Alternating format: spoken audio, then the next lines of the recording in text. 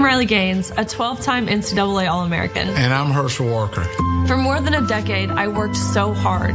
4 a.m. practices to be the best. But my senior year, I was forced to compete against a biological male. That's unfair and wrong. A man won the swimming title that belonged to a woman, and Senator Warnock voted to let it happen. Warnock's afraid to stand up for female athletes. Herschel Walker stands up for what's right. Okay.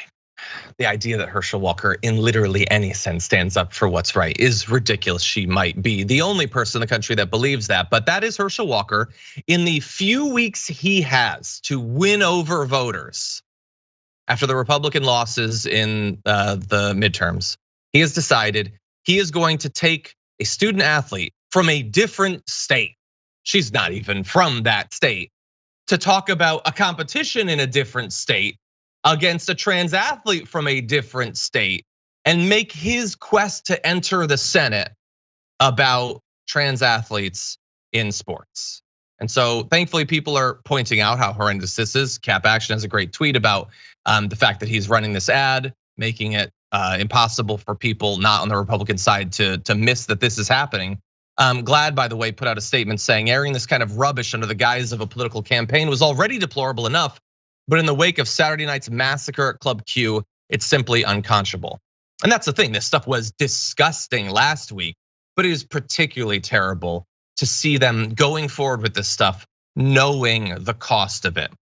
By the way, that athlete, Riley Gaines, who had to compete against Lia Thomas, who there's no reason any right-wingers should know who Lia Thomas is, but literally every single one of them do, did end up tying with Lia Thomas for 5th.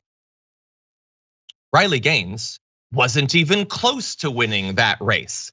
By the way, that means that 4 women beat Riley Gaines. Also means 4 other women beat Lia Thomas.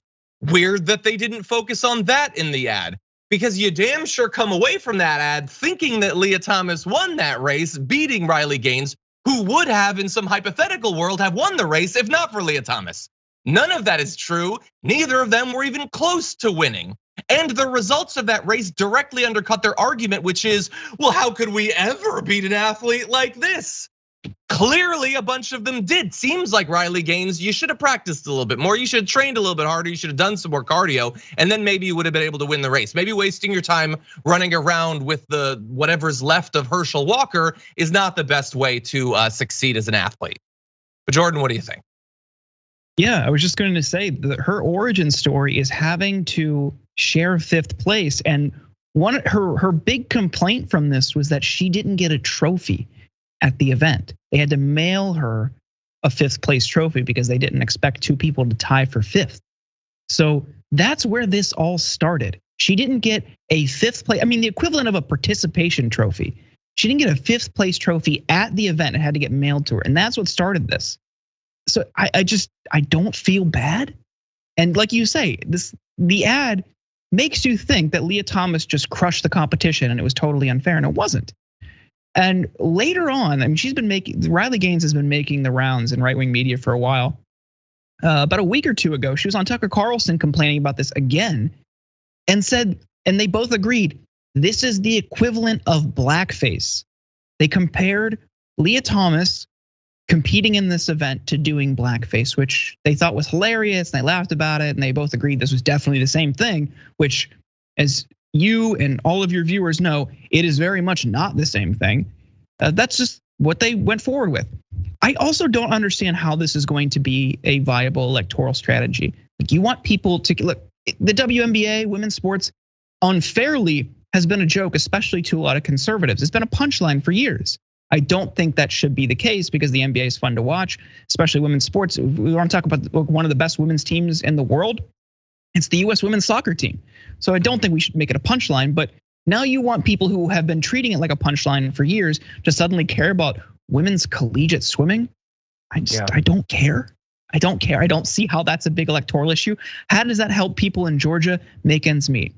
How does that help people in Georgia get health care? How does that help them pay the bills or lower gas prices? That's the issue that was at the top of people's minds throughout the country in the midterms. Now you want them to care about women's collegiate swimming? Good luck. Yeah, Yeah, and if you were gonna try to, as you pointed out, change over from them thinking every single time there's gonna be a joke about how the sports are awful or whatever, the things that Republicans always say. Maybe you could come up with one other thing having to do with women's collegiate sports that you care about. Like you could do the trans thing and equal pay or something. Like you could pretend that you actually care about this topic, but they don't even care enough about the topic to pretend. Briefly, they don't even care enough to find an instance of it in their own state. Herschel Walker's not the only one that has tried to make their entire campaign specifically around a swimming meet that happened a long time ago.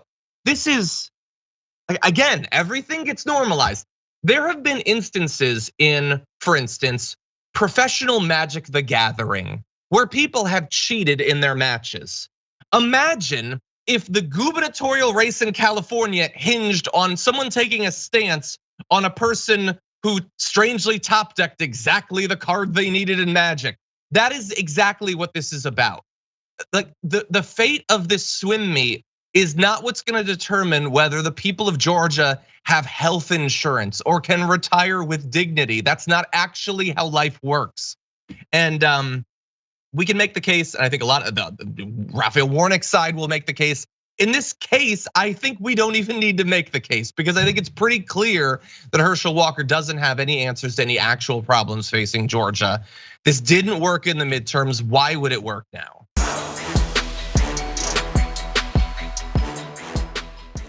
Check out the Damage Report podcast each day, wherever you get your podcasts, whether Pocket Casts or Stitcher or iTunes. You can join me as I give you the news and stories you want with a range of co-hosts and interview guests jumping in on the fun each day. Again, that's the Damage Report, wherever you get your podcasts. And if you get them at iTunes, don't forget to rate and review. Sometimes I'll read them live on the show.